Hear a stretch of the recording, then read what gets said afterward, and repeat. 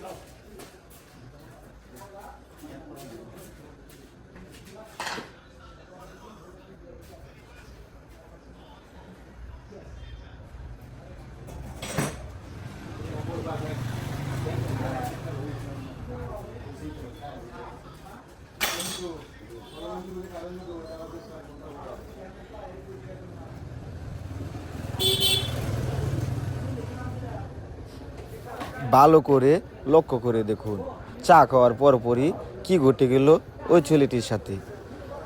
চা খাওয়াটাই কি ওর জীবনে কাল হয়ে দাঁড়ালো। ভিডিওটি সাজানো বা নাটক হতে পারে, কিন্তু কেউ সিরিয়াসলি নেবেন না।